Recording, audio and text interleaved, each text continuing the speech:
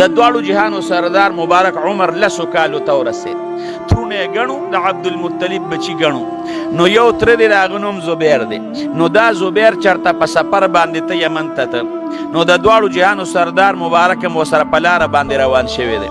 نو خلکو ورته وی دې ځای کې دا ته چې که په کومه وادي او په دې دره باندې ورځې نو دې ځای کې یو اوښ روان شوی دی. ګورئ بعضې وخت کې زمونږ خلک وایي لکه د څاروي له خوا له مور د لیونی شوی دی، او خلک وایي اورېږه چې مالک یې راشي نو هغه سره بلد دی هغه بیره ونیسي او بل څوک ولک ورې خواله ورنشي. نو څاروی چې کله دغه شي دا لیوني غوندې شي او ناوړامه شي څوک یې قابو کولی شي، او اوښ خو ځان له هغه بیا منیجر دی به څوک قابو کوي. نو چې کله دغې وادي باندې دی ور روان شو دا زبیر، رسول الله مبارک ورسره دی. خلک ورته یې ګوري اوښ ولاړ دی خواله ورنشي. چې د دواړو جهانو سردار مبارک د 10 کالو دی نیغ پې ور روان شو. چې کله اوښ رسول الله مبارک ته وکتل د الله شان دی د حیواناتو هم پېژنده. زمون ښکلی پاک پیغمبر مبارک به صحابه ورته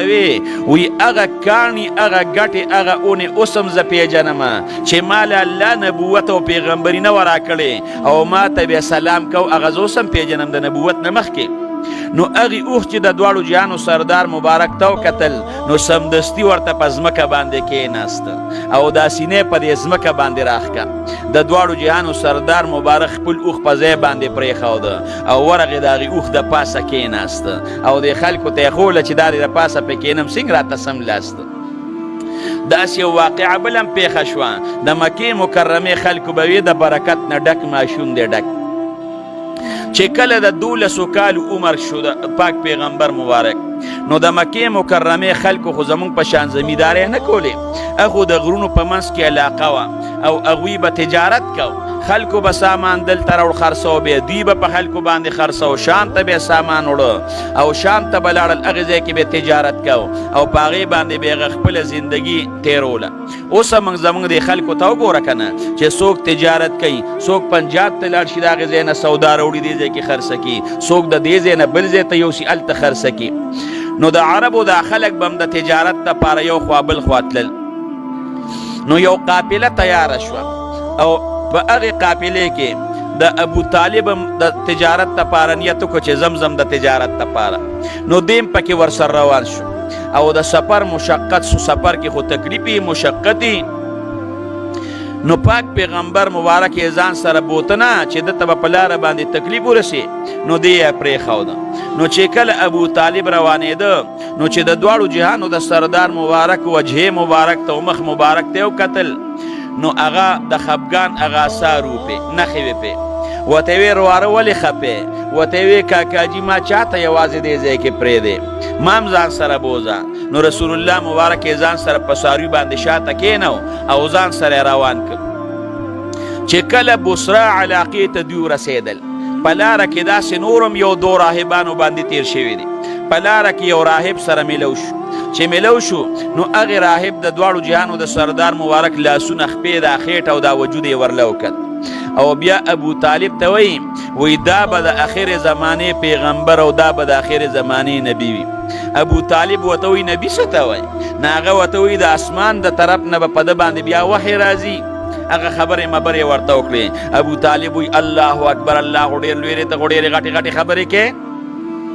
په لاره کې په یو بل راهب باندې تیر شو. نو چې په هغه باندې تیر شو نو ابو طالب ته وایي دا ستا څه دی؟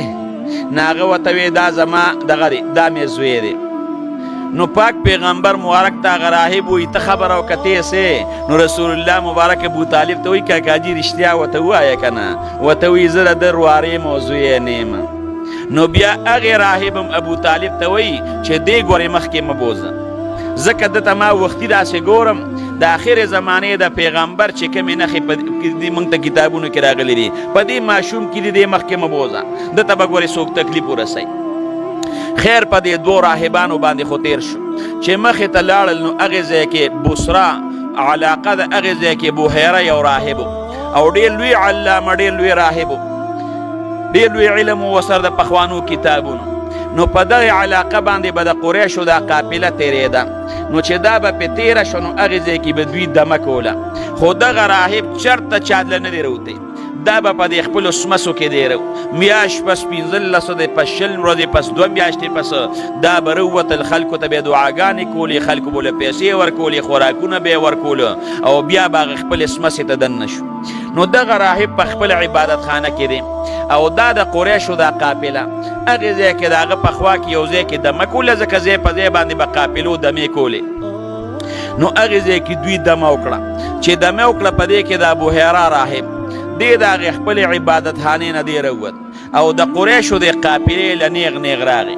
نیغ دوی له راغی داسې یو ته ګوري بل ته ګوري یو ته ګوري بل ته ګوري په دې کې راغی او د دواړو جهانو سردار مبارک له نیغ راغی او د رسول الله مبارک لاس یې ونیوه او هغې قریشو ته څه وایي هذا سید العالمین هذا رسول رب العالمین دا خو سردار دی سردار د مخلوق او هغه مطلب به درته ووایم الله چې به کم پیغمبر رالیږي نو د هغه پیغمبر دی. بیا ورته هغه خلک وایي دا قافله ورته وایي وایي مونږ خو د دې نه مخکې په دې لاره باندې تللي یو ته خو چتم د دې خپلې عبادت خانې نه چا لنې روتې او ته خو چتم مونږ لنې راغلې وایي بلکل تاسو رښتیا وایه ستاسو خبره صحیح ده اوس چې زه رالمه نو دې هلک له رالم. بیا ورته په دې قریشو کې یو سردار دی هغه ورته وایي وایي تا ته څه پته ولګېده چې دی به پیغمبر جوړېږي تاسې دا خبره کې. نو دا راهب ورته وایي چې ستاسو دا قافله را روانه وه نو زما په دې باندې نظر شو نو چې نظر مې شو نو ما ورته کتل نو په دې کې مې په دې ماشوم باندې د لرې نه نظر شو نو چې ما ورته وکتل نو په ده باندې د اوریځې سوری په دې تک سور نور کې په ده سوری او په نورو خلکو باندې نور په ده سوری او چې ما به اونو ته وکتل او ګټو ته به مې وکتل نو ده ته به ټیټېدل لکه څوک چې ستا چاته سجده کوي او دا اونې او دا ګټې او دا کاڼي بغیر د پیغمبر نه بل چاته ټیټېږي نه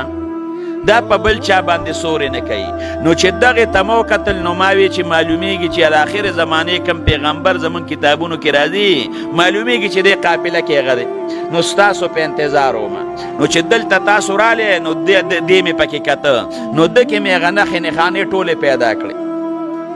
او بیا پاک پیغمبر مبارک ته وایي وی ټولې نښې مې راکې پیدا کړې یو پاتې راغم ګورمه یو پوچې د اولو دا منځ دې راته وښایه نو چې کله یې وله د اولو منځ وکت نو په هغې کې هغه مهر نبوت و وایي بس هغه بله نه هم پکې شته. قافلې والا ته یې وی تاسو دلته ایثار شئ د تاسو لپاره ډوډۍ کوم نو د هغې زمانې چې کوم خوراک و د زیتونو تیل او ډوډۍ یې ورله تیاره کړه ښه خشته مزېداره ډوډۍ یې تیاره کړه او هغه ډوډۍ یې د قافلې له راوړه. په دغې وخت کې چې کله ډوډۍ یې راوړه نو رسول الله مبارک په هغې قافله کې نو هغوی ته وی د کم ماشوم د وجې نه چې ما ډوډۍ کړې ده نو هغه ماشوم پکې نشته هغه څه شو هغوی ورته وي څاروي یې بوتلي د سرولو دپاره اوښان یې بوتلي د څرنې دپاره وی یو کس ورپسې ولیږه چې هغه راشي نو رسول الله مبارک پسې یو کس ولیږه نو پاک پیغمبر مبارک د سرونو دپاره اوښان بوتلي نو رسول الله مبارک را روان نو چې را روانو نو پاک پیغمبر مبارک باندې اوریځې سورې کړې نو د قریشو چې دا کومه قافله وه هغوی ته وایي تاسو وګورئ که نه وایي نور د کې اوریځ ده هغوی ورته وایي ښه تیز نور دی وی ګوره وی دغه هلک ته وګوره وی په ده نور دی که سوری دی پې وی یاره د پاسه پې د اوریځې ګټ دی هغې خو پې سوری کړی دی رسول الله مبارک را روان دی د اوریځې هغه ګټ ورسره بر را روان دی سوری پې کړی دی وی دا په پیغمبر کې په بل چا باندې نه کوي. زمون ښکلی پاک پیغمبر مبارک له الله خشته اخلاق ورکړي اوس هم وایي چې راشي رسول الله مبارک وایي چې راشي نو د چا په اوږو باندې قدم ماړوه وروستو کښېنه نو پاک پیغمبر مبارک چې راغی نو د قریشو دا قافله د اونې هغه سورې دوی قبضه کړی و ټول هغې ته راټول شوي نو رسول الله مبارک په اونې پنور باندې کېناست سورې خو نه نو پنور باندې رسول الله مبارک کېناسته د رب العالمین شان ته ګوره دنیا خو الله د هغه د مخه پیدا کړې ده هغه اونې هغه سورې هغه اونه راټیټه شوه هغه خلک یې په ځای پرېښودل او سورې په رسول الله مبارک باندې وکړ هغې خلکو ته یې وی دې ته نه ګورئ تاسو سورې خو تاسو قبضه کړی او دې پنور باندې کېناسته دا د سورې د ده طرف ته راتاو شو دا د ده د پیغمبرۍ او د نبوت دا نښه ده که نه څوک دی خلکو ورته وی مشر د ده ابو طالب یې ورته یاد که وی دی مشر دی هغه ته وی دی ستا څه دی هغه ورته وی دی زما بچی دی دی زما زوی دی ابو طالب ته وی نه ستا زوی دی نشي کېدی د پلار به د ده د پیدایش نه مخکې وفات شوي وی او پلار یې د پیدایش نه مخکې وفات شوی دی نو بیا ورته د ابوهریره راهب وایي قسمونه یې ورله ورکړل ورته یې ویې خامخا دې واپس کړه چې دې ځان سره ګورې بونه ځي چې کوم اهلي کتاب دی هغوی ته پته ده د آخر زمانې پیغمبر به راځي او زموږ دا دین به په هغه سره ختمیږي زموږ دین به ختم شي بیا په دغې کې د ابوهریره راهب یو 7 کسان ولیدل چې هغوی سره هغه غشي و غتورې او د جنګ هغه اسباب دی او لکه داس اجرتي قاتل چې چا پسې روتي وي که نه او د چا په تالاش کې یو تم نیغ نیغ ګوري او بل تم دغه رنګ هغوی هم د چا په تالاش کې روتي دي چې کله پې د ابوهریره راهب نظر شو چېرې دوی خو په ښه نیت دې خوا نه دي را روانه نو دا د قریشو دا قافله یې پرېښود او زربار ورغی او هغوی خو دا راهب پېژنده هغوی ته وایي هلکه څه کوې هغوی ته خو پته وه چې دا د دې ځای هغه لوی راهب دی علامه نه هغوی ورته وایي موږ د روم نه راغلي یو څه پسې راغلی یې وایي موږ مشرانو روغ کې یو او راته یې وایي چې زموږ کتابونو کې د آخرې زمانې د پیغمبر هغه نښې راغلي دي نه هغه به په دې میاشت کې روزي سفر په نیت باندې به روزي په دې میاشت کې په دې میاشت کې به هغه سفر کوي روزي به نو موږ خپلو مشرانو خواره کړي یو ځای په ځای ورته زموږ ملګرو لارو نیولي دي او زموږ مشرانو موږ ته ویلي دي چې کوم ځای کې تاسو ګیر که دا نښه ده دا نښه ده دا نښه ده نو چې دا نښې پکې پیدا کړي بس پرېږدی مه دا ووجنې مړې کړې نو دغه ابوهریره راهب هغې 7 کسانو ته وایي ګوره تاسو نه یو تپوس کوم وی د تاسو خو د خپلو مشران نه دا خبره اورېدلې ده که نه چې رب العالمین د دې هلک د پیغمبرۍ فیصله کړې ده وی بالکل زموږ مشران وایي چې دی به د آخرې زمانې پیغمبري ښه نو چې الله د یو شي فیصله وکړي نو د الله هغه فیصله څوک بدلولی شي هغه 7 کسان ورته وایي ټوله دنیا به هم د الله فیصله بدله نه کړي نو چې الله د هغه د پیغمبرۍ فیصله کړې چې د هغه نه به د آخرې زمانې پیغمبر جوړوي نو الله به یې خامخا جوړوي نو تاسو کوم ځای د الله فیصله بدلولی شي چې تورې هم راغېشتي دي او د جنګ سامان هم راغېشتي دي ورپسې روتې یې یاره وایي دا خو دې سمه خبره وکړه خو اوس که موږ خپل کلي ته روم ته واپس لاړ شو مشران به راته وایي چې ولې واپس رالې ده ورته وایي ما سره پاتې شئ وایي زه تاسو زما عبادت خانې ته هغوی را رخصت کړل او دغې ابو طالب ته ودي لیده د دې خلکو خبرې دې په خپله باندې واورېدې په دې ماشوم رحم وکړه ګورې او دا ځان سره مخې ته ګورې بونه ځې او دا خلک به ورته ضرر رسوي نه ابو طالب خو په تجارت دپاره روان شوی نو بیا یو کس دوی ورسره یې کړل وایي زه دې مکې مکرمې ته زما د ارواره واپس بوځه او کله هم چې د دواړو جهانو سردار مبارک مکې مکرمې ته واپس راته نو دغې راهب وله ډوډۍ هم ورکړه او نور څه خوراک یې وله ورکړل چې دا ستا د لارې غتوښه ده